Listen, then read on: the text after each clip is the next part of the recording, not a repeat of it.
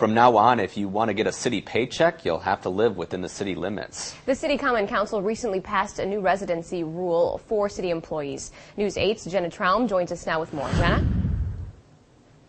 That's right, Lisa and Mike. Starting August 1st, any non-union hires will be required to live within city limits if they want a city job.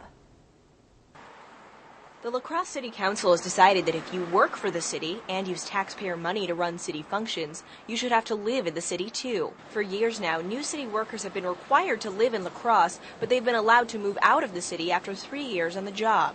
According to these new rules, non-union city workers must live in La Crosse for the duration of their employment. Critics of the residency requirement say it will limit the pool of qualified applicants the city can draw from, even more than the current 3-year requirement already has. I can think of multiple times, say in the last 5 years, where we've gotten into interviews and actually have had candidates where you say, you understand there is residency, and that completely changed their mind. People in favor of the change say city employees that reside within the city itself are better able to empathize with its residents and understand the city's problems. Mayor Matt Harder hopes the residency requirements will also help boost the city's dwindling property values.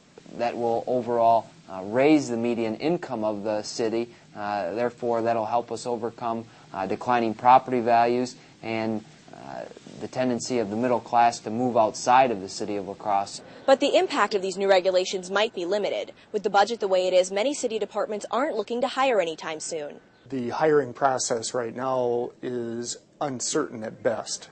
We're going through looking at the 2012 budget.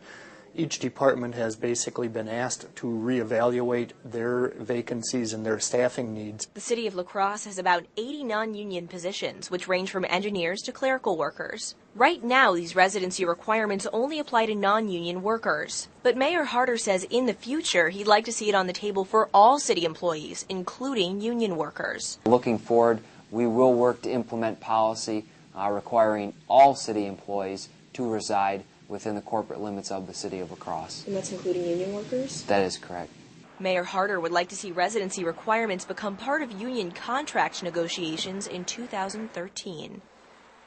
Applicants will not have to be La Crosse residents to apply for a city job, but they will have to agree to become residents if they accept the job. The city can grant a temporary residency waiver to give new hires time to move. All right, thank you, Jenna. The new residency requirements do not affect any employees who already work for the city. Department heads are already required to live within city limits.